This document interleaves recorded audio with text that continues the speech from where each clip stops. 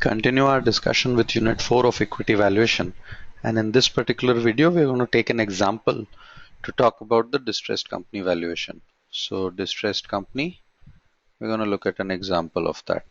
As an example, we're going to look at this company called Suzlon, which is India's largest player in the wind energy segment, right? So Suzlon used to be a very popular company in the stock markets, and then things fell apart for Suzlon in terms of their profitability and their numbers and their debt that they have.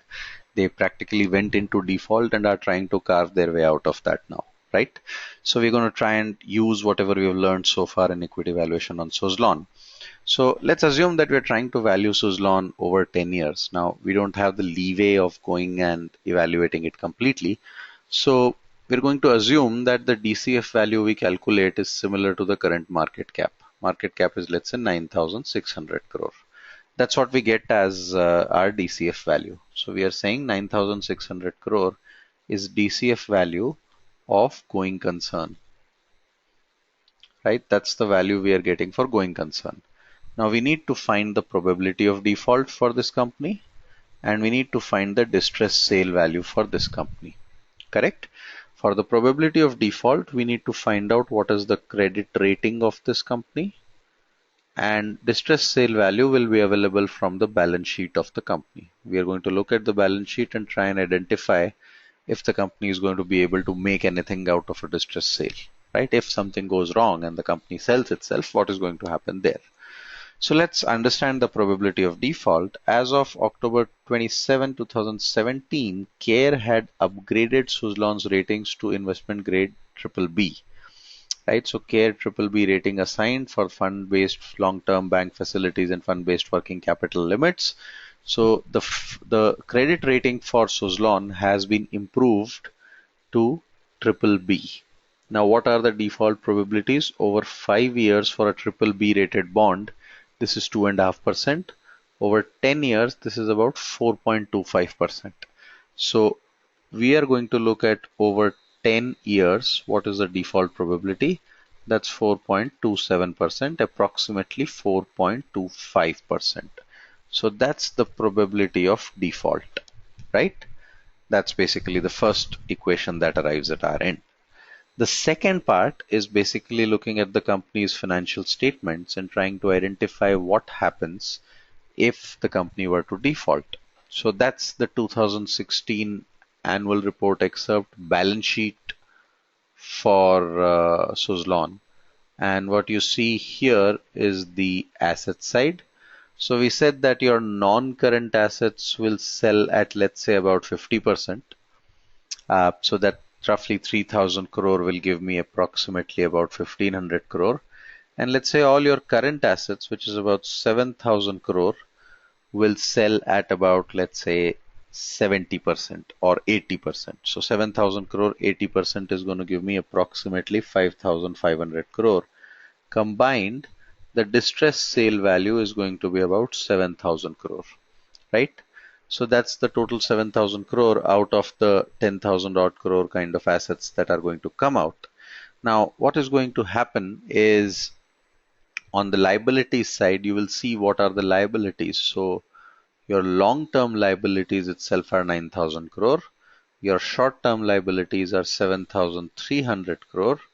So for all practical purposes, your total liabilities are approximately 16,000 crore. The company has negative net worth, right? They have made losses over the last many years, and hence the entire net worth has vanished.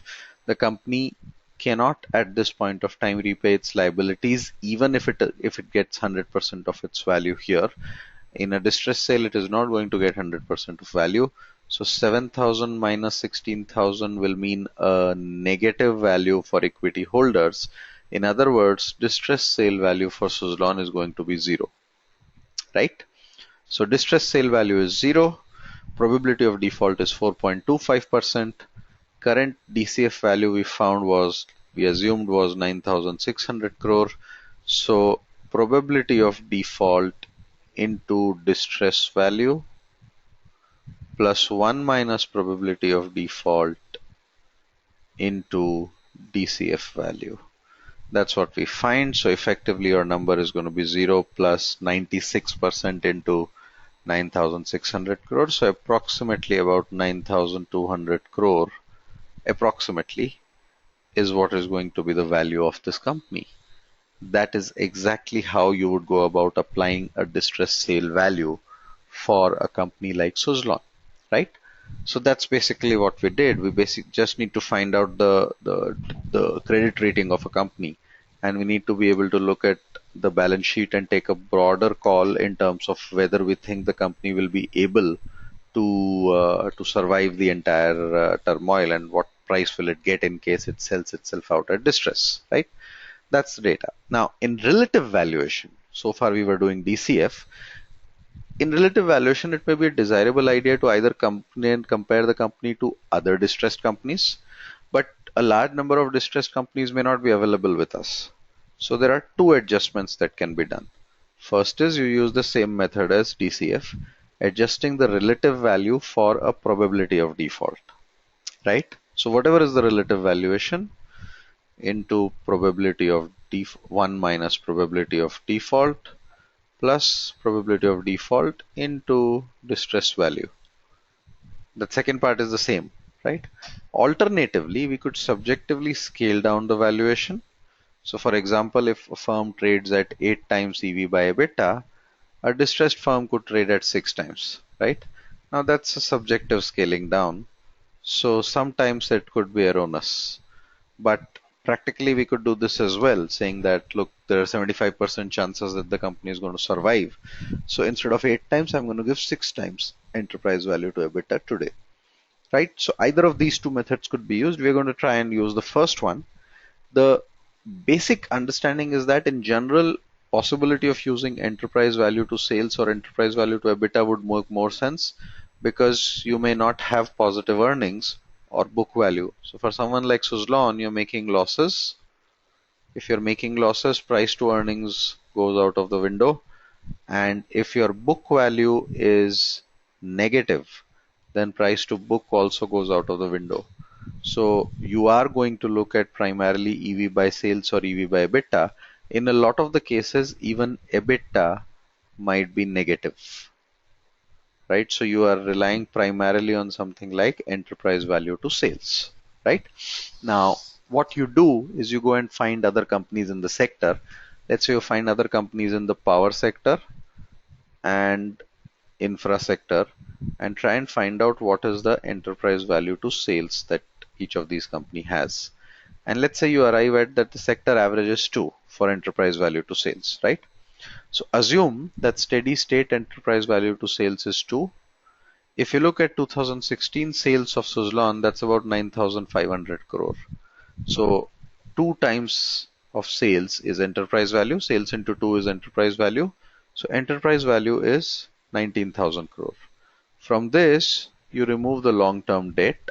So the equity value that is left, technically from EV, I need to subtract net debt.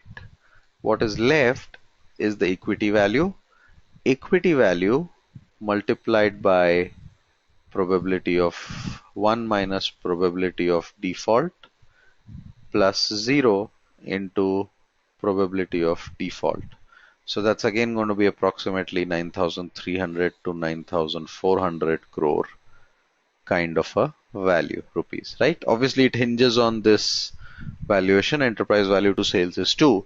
If enterprise value to sales is 1.5, then 9,500 into 1.5 will be approximately 14,000 crore, which will give me an equity value of approximately 4,800 crore. And 4,800 crore instead of 9,800 would mean the stock price would become half, right?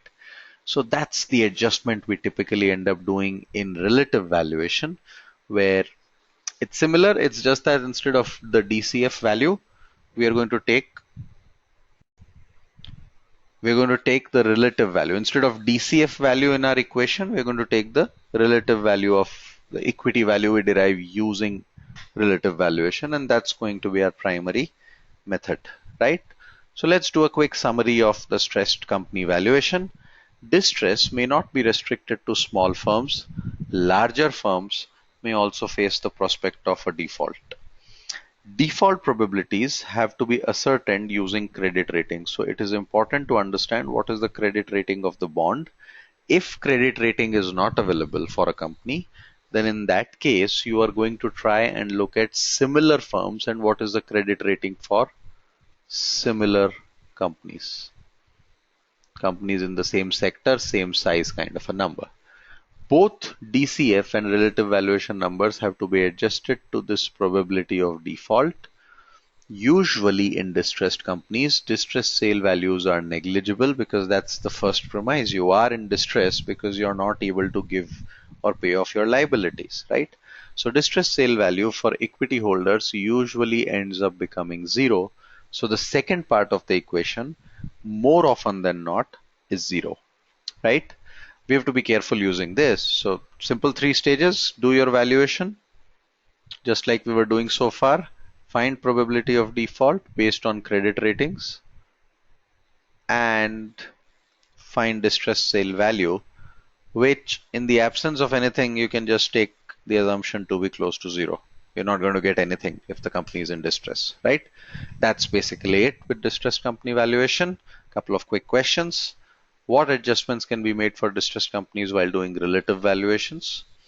Second question, a company is given EV by sales of 3 times in steady state.